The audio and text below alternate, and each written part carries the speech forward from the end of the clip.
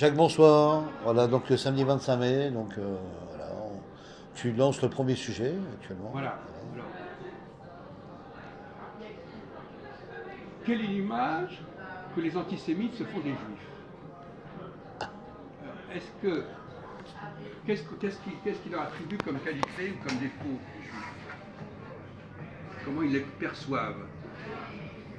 Et ma question, en fin de compte, c'est, on verra plus tard, à quelle catégorie on peut assimiler l'image qu'ils se font des juifs?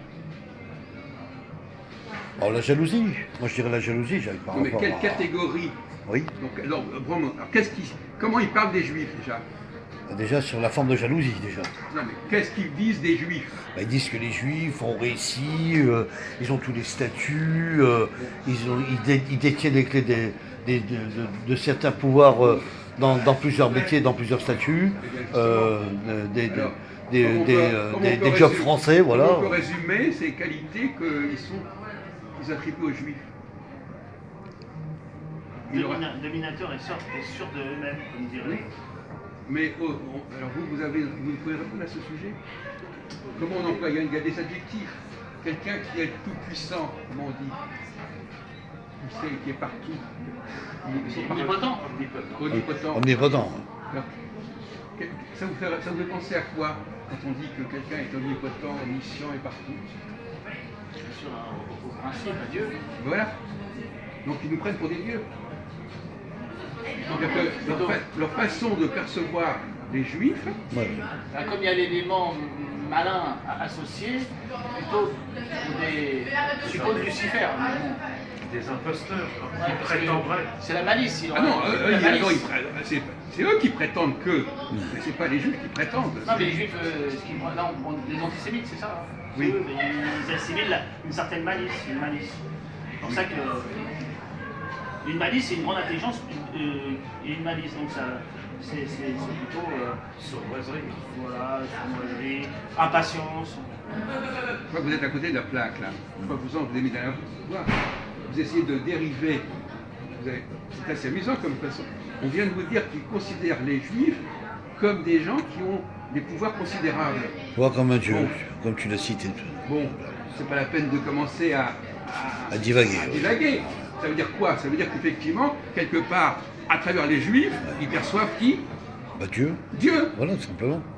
Voilà. Oh. Alors essayez pas C'est ce que je veux de dire. nous embarquer dans des considérations, Bien sûr, etc. oui. Voilà. L'image qui se font des juifs, les adjectifs, la façon dont ils décrivent les juifs est extrêmement proche. Oui, c'est de la représentation de façon Dieu, voilà. dont ils perçoivent Dieu. Effectivement. C'est ça qui est étonnant. Donc vous n'aviez pas compris ça apparemment. Donc ça mérite réflexion. Bien sûr. Ça mérite réflexion. Que l'on attribue aux juifs les attributs qu'on attribue à Dieu. Ouais. Omniscient, omnipotent, omniprésent. Bon. Voilà. Effectivement. Ouais, intéressant. C'est intéressant si vous essayez de. Bon. Alors justement, on va continuer sur ce sujet. Je vous ai parlé du diable. Quelles sont les populations? Alors d'abord le diable, qu'est-ce qu'il est censé faire le diable? Tromper pour empêcher le salut. Bon. Le contraire, le contraire. Il est adversaire du salut. Oui, puis le contraire. Bon. Donc, Le contraire du bien et du mal, on va qu'est-ce dire. qui a Je vais faire comme ça, Jacques. Qu'est-ce qui a intérêt à ce que le diable joue ce rôle?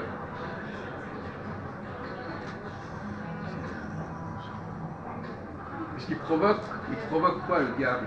Bah, la contradiction du bien. Non, il provoque la chute, il provoque l'erreur, Ah oui, la chute, l'erreur, oui. Enfin, le malaise, Le repentir et la lutte contre le péché. la repentance, oui. Qu'est-ce qui a intérêt à ce que le diable joue ce rôle? Dieu, non? Non, pas Dieu. Non, pas Dieu. Non, non. Attendez, reconcentrez-vous là. Je me demande ce que vous pensez. Non, non, attendez, moi je vais pas là. Pour l'instant, je vous demande réflexion. Mais qui a intérêt? Bon, on va prendre le problème autrement. Donc il fait commettre des fautes, Bien sûr. commettre des erreurs. Alors, Il provoque la chute il est- d'Adam. oui, il est dans la négation, déjà. Bon, Il est dans- qui a Pas intérêt dans le positif. quand quelqu'un chute? Qui est-ce qui a intérêt à le faire chuter? C'est celui qui peut prendre sa place. Eh ben oui, Voilà. eh ben oui, Qui va justement. le succéder. Eh oui. Donc qui est-ce qui va invoquer le diable, ou de qui le diable sera l'allié objectif? La succession du mal. Moi, je dis. Qui est-ce qui va prier le diable pour qu'il fasse tomber? C'est qui? Pas l'adversaire de quelqu'un, l'adversaire. Eh ben, donc finalement, il va. Pour l'instant, vous n'avez pas dit grand-chose, hein, on vous a pas entendu. Hein. Pourtant, c'est des questions majeures. Qui est-ce qui a intérêt à ce que le diable joue son rôle dans le monde? Les juifs, peut-être, non? Le contraire, justement. Le contraire, c'est l'antisémite. Toi qui es antisémite, Jean-Paul, tu n'es pas capable de répondre à ça. Ceux qui ont intérêt, tu es surprenant. ceux qui veulent se faire, c'est les non-juifs. Les non-juifs. Qui veulent se servir du diable pour faire tomber les juifs. Voilà. Vous n'avez rien compris, mon pauvre ami. C'est exactement l'inverse. Vous C'est tous ça. à côté de la plaque. Ouais, c'est ça. C'est ça. Ouais. Celui qui est en dessous, il veut que le diable fasse tomber celui qui est au-dessus. C'est ça qui domine la situation, qui fasse tomber Non. le bien. Voilà, c'est ça. Bon, alors quand vous parlez du diable, des tutelles, etc., il faut savoir ce que vous dites. Le diable, c'est l'allié des gens qui sont en bas. En bas, exactement. En bas de l'échelle. Et qui prient pour En bas de que l'échelle. le diable fasse tomber ceux qui sont en haut. En haut. Qui sont d'un certain niveau. Tu comprends? Bon. Vous êtes d'accord? Philippe? Sur le plan théologique? Oui, ça paraît très logique. Oui. Voilà. Mais ça n'a pas été dit. Non. Ça n'a pas été dit. Et ça m'a beaucoup amusé. L'autre jour, j'étais à une réunion justement de néo-évangélistes, etc. D'accord. Et on avait bien l'impression que le diable, c'était celui qui faisait chuter, celui qui faisait tomber, celui qui faisait que les juifs n'avaient plus ce qu'ils avaient perdu leurs privilèges, avaient perdu leur droit d'aînesse, etc. Et je me suis dit, mais ces gens-là, ils sont en alliance avec le diable. D'accord, ben Parce oui. que le diable leur rend extraordinairement service. Service, bien sûr. Ils les font tomber. Le christianisme, en ce sens-là, mon cher Jean-Paul, est-ce qu'il n'a pas alliance avec le diable pour conduire les juifs à faire la faute, à faire l'erreur, À donner l'erreur et à porte-à-faux, et à bien perdre sûr. leur statut? Exactement. Vous réfléchissiez à ça, mon vieux. Ah ouais. Est-ce que les chrétiens n'ont C'est pas ce fait que alliance disaient- avec... C'est ce que disaient déjà les pharisiens à notre Seigneur Jésus-Christ. Et tu parles au nom du diable. C'est autre chose, ça. Non, on n'est pas en train de parler de ça. Le diable, c'est comme l'antéchrist, tu peux dire. Non, on n'est pas en train de parler de ça. Le diable est comme On l'antéchrist, n'est pas en Jean-Paul, train de réfléchis parler de bien. ce débat. On est en Si, train de parler... dans la religion catholique, on dit, voilà. C'est quand il leur dit, si vous ne croyez pas que je suis avec le Père et que le Père est avec moi. Voilà, etc. Voilà. Oui. Tu regardes l'exorciste, c'est un exemple. Oui. Là. Mais là, c'est une voie secondaire. Ça. Voilà, c'est ça. La voie secondaire, c'est je demande au diable de faire chuter. Il dit, tu combats Belzébuth, car tu es allié avec Belzébuth, je vois. Oui. Oui, c'est ça. Des mouches.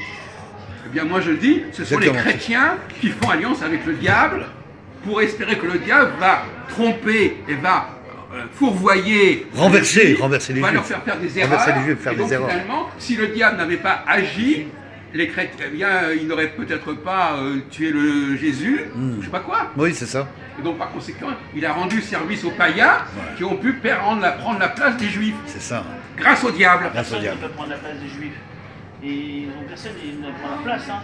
Et ils prennent une place et les juifs sont conviés à prendre la place avec eux dans l'amour généralisé au moment où tout le monde est chrétien. Voilà, Non mais ça c'est la position ne prend actuelle. la Non mais ça place c'est des la juifs, hein. position.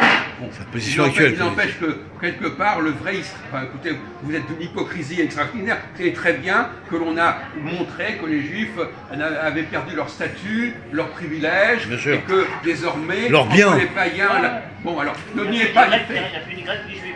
Voilà, eh bien c'est le diable qui a permis cela. Voilà. Le diable a permis que la différence, Le chétan. que ce qui était en haut et en bas, bas. eh bien tout le monde soit en bas. Voilà. Que tout le monde s'écroule. Voilà. Que tout le monde s'écroule, Jean-Paul. Tu comprends ça? Voilà, donc vous en prenez pour votre grade là. Plein ton grade. Donc voilà. Et tu risques de t'écrouler d'ailleurs, si tu continues. Voilà. Alors, donc sur ces deux sujets, je crois que c'est assez intéressant. Alors on va terminer sur une petite question linguistique, mais que j'ai abordée déjà avec René Louis, mais on va peut-être pas y insister. Est-ce que vous savez le sens du mot islam? Apparemment, ça veut dire soumission. Non, mais apparemment, est-ce que vous connaissez, vous avez étudié la question linguistique? En profondeur, mais. Bon, quel est le mot qui ressemble à islam que vous connaissez? Bah, Isma. Asma. Non, je sais pas, Islam. Non. Islam. Comment on dit? Non. Vous connaissez pas un autre mot qui veut dire saluer, etc.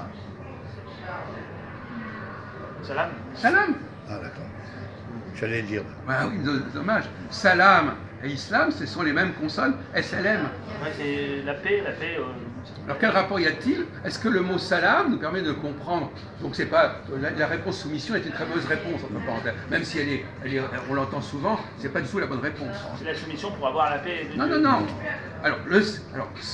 Donc le salam, c'est quoi le salam? C'est une citation pour. C'est la paix, oui.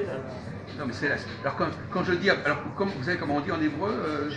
Ça veut dire quoi shalom? C'est pareil, la paix, non? Ça veut dire aussi bonjour. Bonjour, ça veut dire. Vous oubliez que quand on se salue, on renvoie au salut. Vous savez pas ça? Si. Ben alors, donc c'est pas une question de la paix. Alors c'est une racine qui veut dire le salut. Le salut. Et le salut, qu'est-ce que c'est? C'est pas les deux à la fois. Quoi?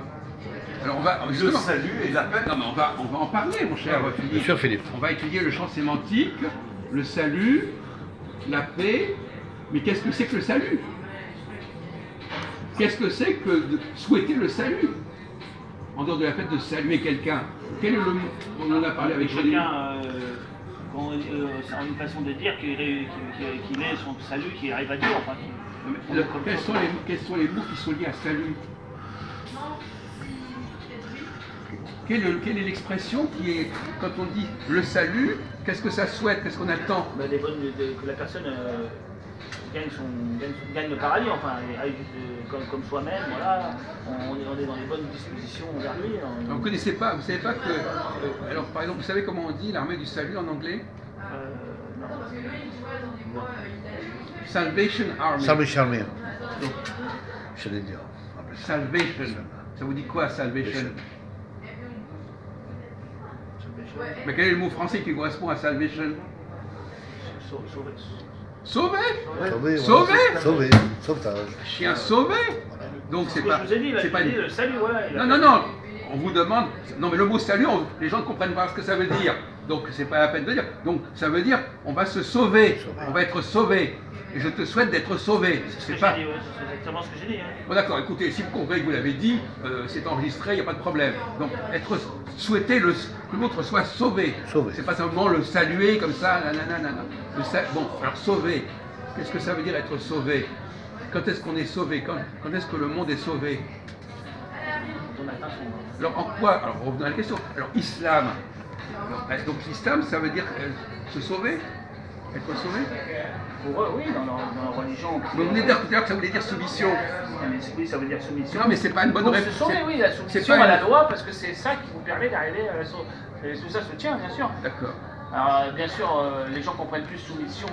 C'est un peu, ils tendent quand même vers une sorte de rigueur, parce que oui. les gens qui sont sous l'islam ne sont pas toujours rigoureux. Il faut les. Soumission, les gens vont pas se soumettre. Attendez, on va reprendre. Alors, il y a une autre racine qu'il faudrait que vous connaissiez, donc dans shalom, ça veut dire aussi ce qui est complet. Ce qui est complété. L'accomplissement. L'accomplissement. Donc, tout ça, c'est mais oui, mais c'est un champ sémantique extrêmement riche. Et, islam, soumission, c'est. Bon, alors, l'accomplissement, qu'est-ce que ça veut dire l'accomplissement? Est-ce que l'islam annonce l'accomplissement? Apparemment, pour les musulmans, oui. Oui, eh ben voilà, donc c'est la religion de l'accomplissement. En réalité, ça veut dire, parce que le salut, ça correspond à un accomplissement. Et la racine assyrienne, qui est mythique, de toute cette formule-là, c'est l'idée de quelque chose qui est complet, qui est plein, qui est intègre, qui est parfait. Et donc finalement, l'islam. Il manque rien. Donc l'islam, qu'est-ce qu'il prétend? Être parfait. Il prétend être l'accomplissement de toutes les religions monothéistes, d'être la forme ultime. La révélation. Voilà. C'est bien. Donc vous voyez bien qu'on est très loin de cette histoire de soumission. Hein. La vraie affirmation de l'islam, c'est ce qui va compléter, ce qui va accomplir, ce qui va terminer le processus. Donc, quand vous avez dit soumission, on n'est pas très avancé. Hein. D'autant plus que c'est une racine, ça n'est même pas justifié sur le plan sémantique, sur le plan étymologique de la soumission. On peut tout retrouver on peut toujours bricoler des petites réponses bancales, mais la prochaine fois, quand on vous demande la question qu'est-ce que c'est l'islam, c'est la religion de l'accomplissement. Et l'accomplissement, c'est le salut, c'est etc. De toutes les religions monothéistes. Voilà, comme précisé. Voilà, on va terminer sur ce point. Très bien, Jacques.